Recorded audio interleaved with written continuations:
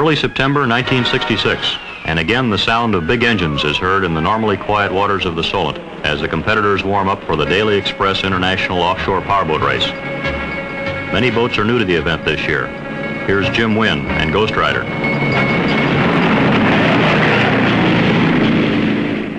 News of the World, an all-British diesel entry for Peter Twiss. Flying Fish, with 1,375 horsepower, the most powerful of all. Merrick Lewis, second last year, is to drive Thunderbolt. There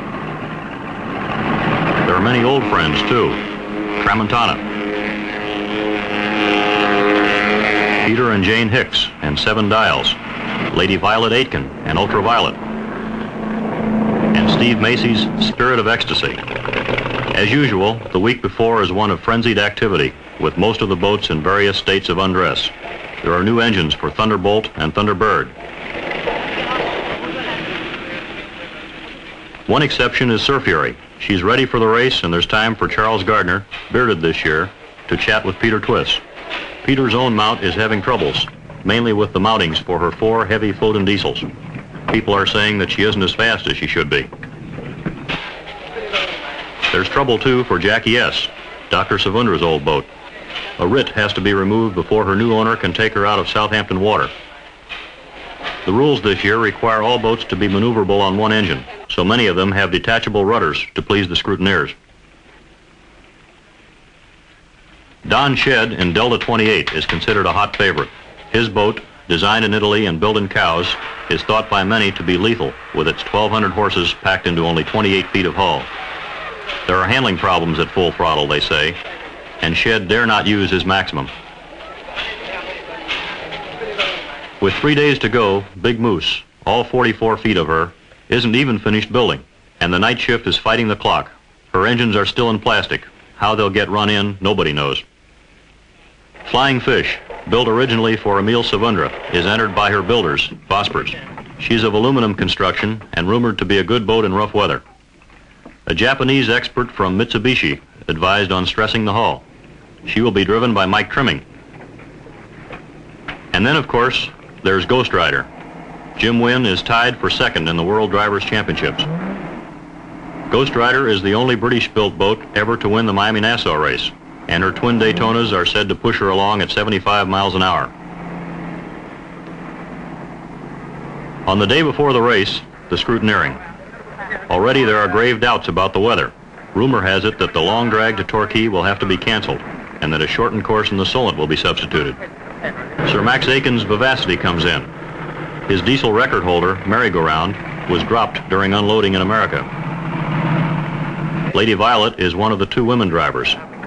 The other is Jane Hicks. Trident once belonged to Don Shedd.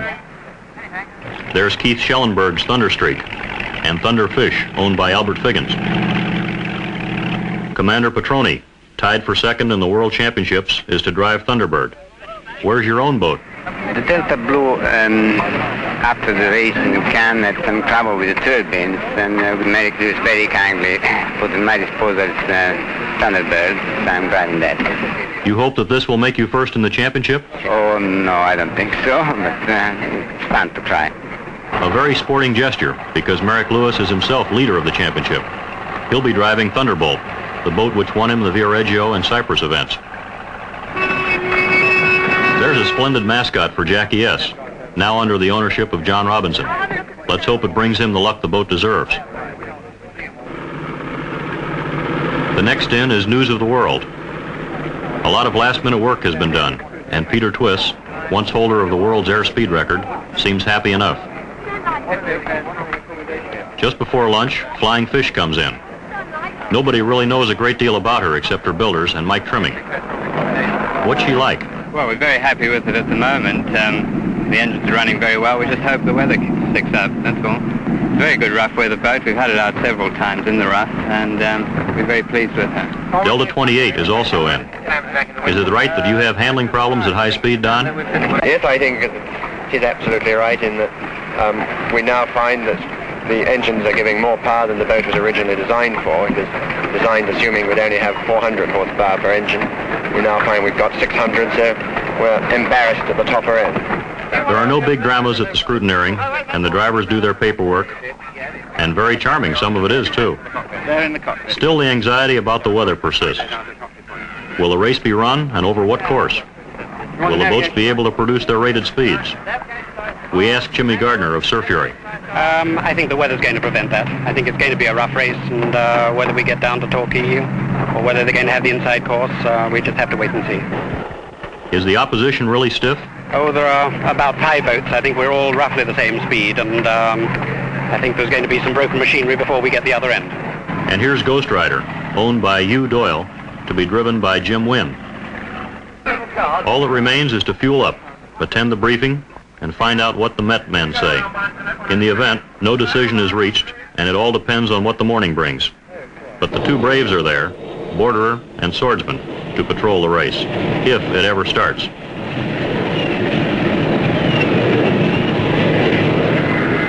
Powerboat race program, Steady Express. The final decision on weather is taken an hour and a half before the start. It is to run the full course with its small loop at the eastward end of the Solent. Back through Cowes, then the big circuit from South Sea, round Ventnor and the Nab, and back again through the Solent, past the Needles and on to Torquay. A force 3 southwesterly is already blowing, and with the tag end of Hurricane Faith promised around Lime Bay, the competitors have been warned. Get there as quickly as you can, the quicker the better. And that's the news as the 10-minute gun is fired. In 6 years, this race has become the most coveted event in the whole powerboat calendar. Every year, the number of spectators grows. 5 minutes to go now, and already the boats are formed up alongside Brave Swordsmen, jockeying for positions for the rolling start at the squadron line.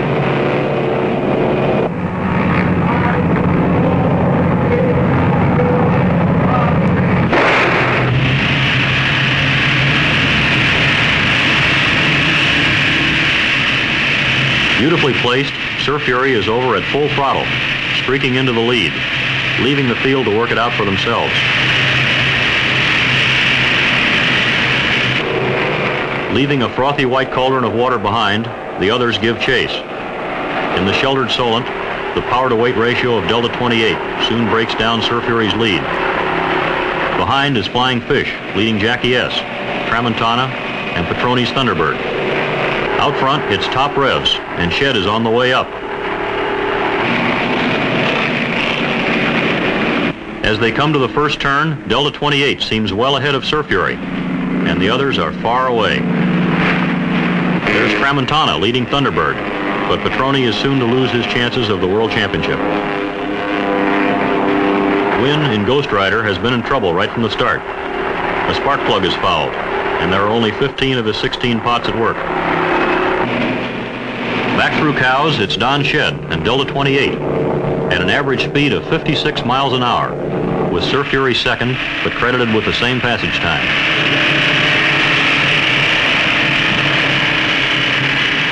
Then Merrick Lewis in Thunderbolt, 1 minute down. Mike Trimming in Flying Fish is just ahead of Peter Twiss and News of the World.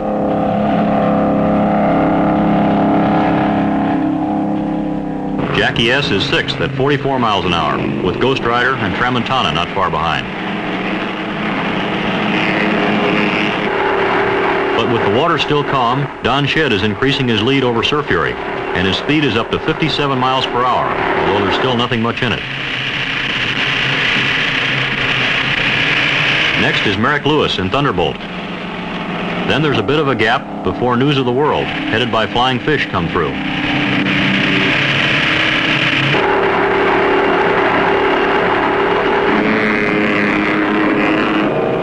That's the position at the South Sea turn.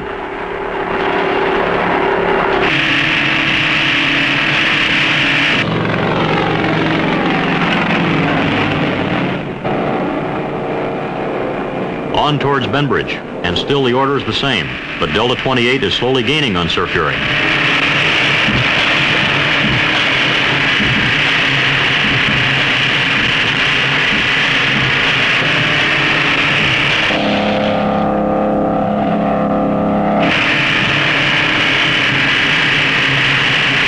The Benbridge Boy, and it's possible to compare the riding of the two boats in the same water.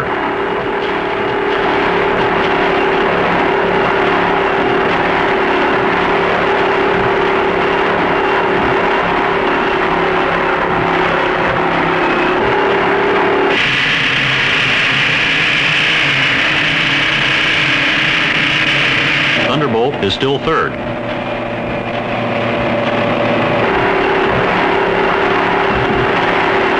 What nobody outside knew was that Don Shed had lost one of the hoses on the water ballast pump, which made stability hard to come by. That and the tremendous torque from his 1,200 horsepower twin Daytonas give the boat a spinning motion.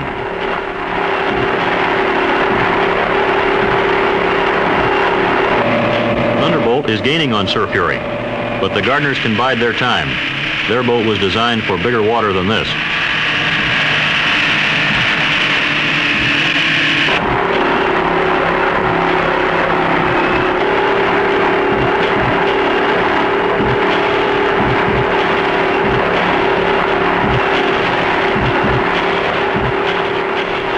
But Don Shed is still the leader. Delta is a minute up at Ventnor, and it's here that Thunderbolt moves up to challenge Sir Fury, and there's a neck-and-neck struggle for second place.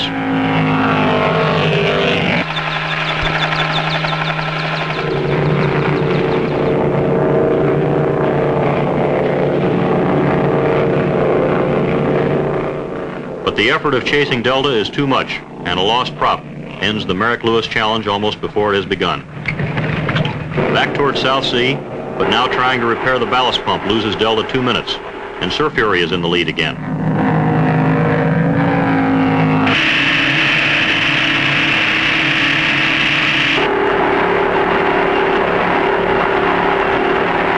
News of the World is fifth. Tramontana, sixth. Jackie S, ninth. And into Cows limps Petroni with his now single-engined Thunderbird. Through Cows, it's Sir Fury in the lead, with the Gardners an unbelievable 7 minutes ahead of Delta 28, which has had to stop again with fuel trouble.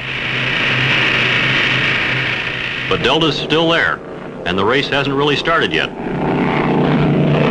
Ghost Rider and Flying Fish. Wind's plug is clear, and all 16 pots are firing now. Making all the experts into liars, the boat with a reported top speed of 40 miles per hour, News of the World, comes through next at an average of 46. Then Tramontana, but in trouble with no oil pressure on one of the Jaguars.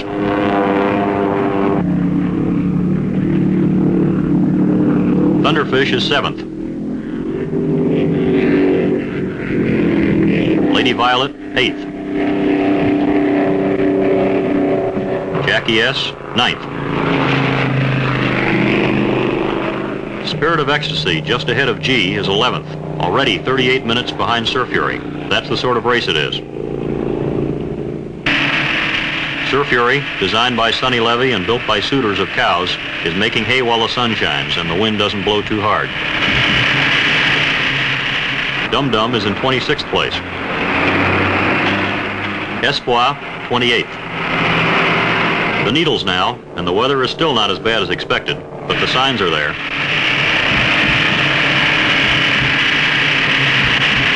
With nearly half the course completed, it's going to be rough, tough going for the rest of the way.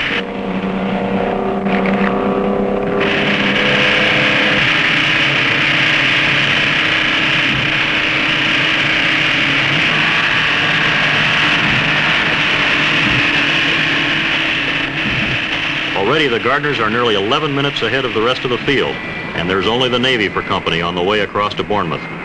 Sir Fury's length gives her a big advantage in this long swell, but there's still some 100 miles to go. Round the Boscombe turn, with the crowds at Bournemouth straining to catch a glimpse of the flying boats.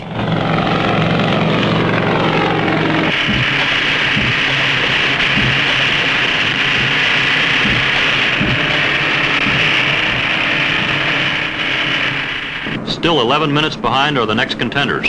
Don Shed hanging on to second place from Flying Fish with Ghost Rider fourth.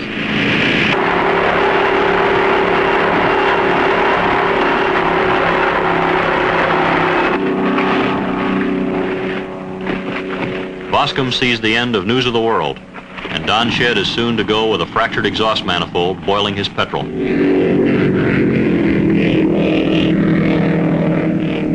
The treacherous overfalls off Swanage and St. Albans Head tell the drivers that the party's over. The calm waters are behind and the race is to the toughest.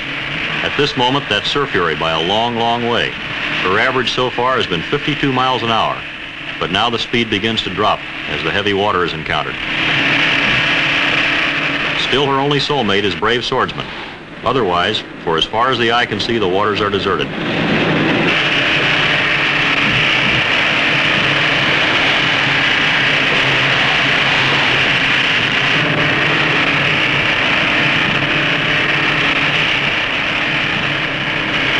The great rolling swell is taking a hand now. As one driver said, it just came at us. You couldn't dodge it. Sir Fury twists and turns as the waters take her, but she is riding beautifully, although the pounding must surely tell.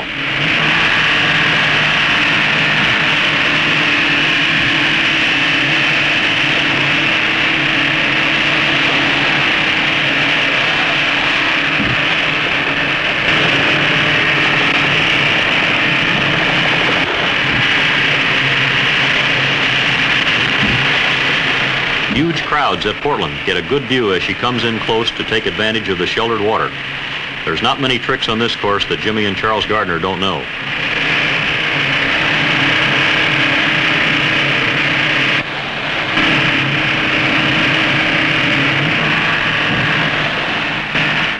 Out into Lime Bay with its 45 nautical miles of unprotected water.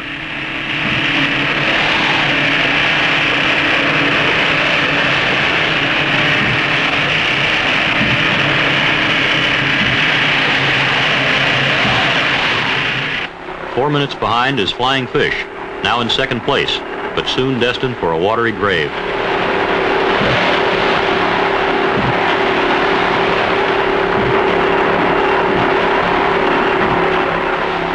But there are no troubles now, as young Mike Trimming puts her nose forward, holding off the challenge of Ghost Rider, bucking madly and unable to fill her forward ballast tanks. But that isn't all.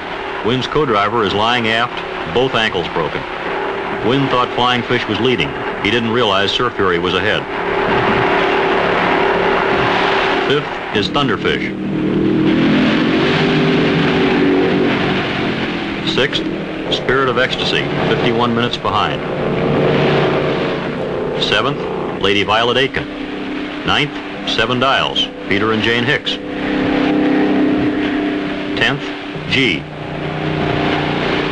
Broad Jumper, 11th. But ahead, Sir Fury is chugging home. An engine mounting gone and a crankcase smashed. Flying Fish, too, is in the last moments of her race. This is just before an obstacle split her hull wide open. Now there's Wynn and only Wynn. With shed out, the nearest competitor is 38 minutes behind. But can Bob Sherbert stand the pounding? Can Ghost Rider stay together? Wynn, not knowing where the other boats are, thanks his lucky stars that he had her built more strongly than is usually the case and hammers on.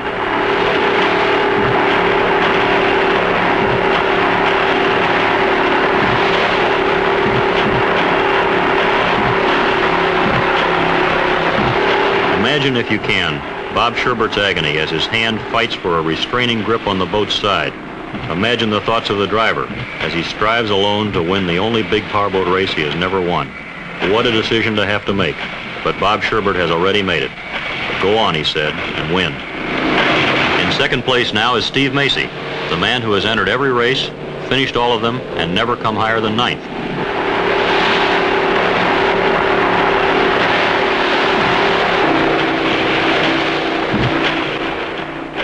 The Scary's boy brings the promise of calmer waters, coast sheltered to the end.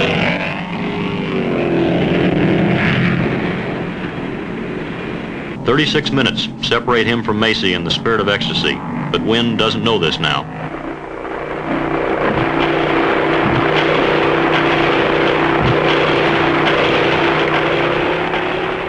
Down through the last lap he thunders, into the welcome of Torquay and the winner's gun to make his record of victories complete.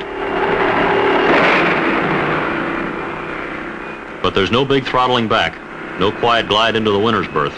Ghost Rider comes in a great wide power sweep to get the faithful Bob Sherbert to a hospital as quickly as possible.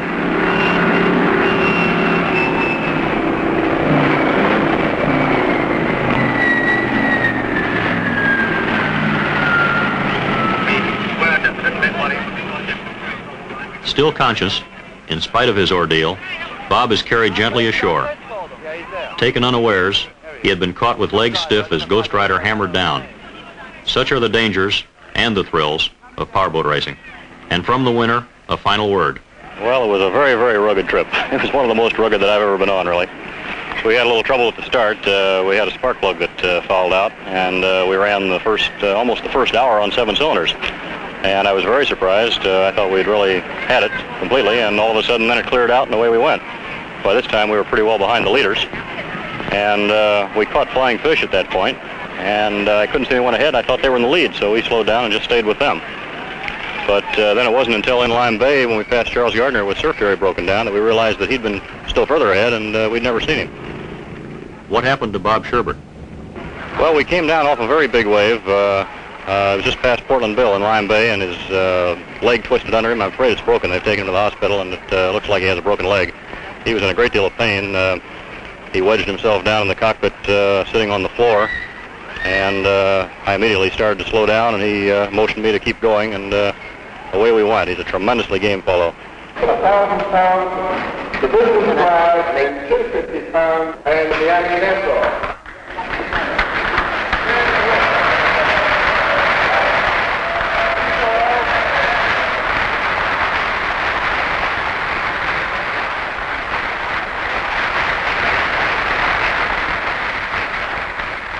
I think it was probably the proudest moment of my life when I was presented with the trophy.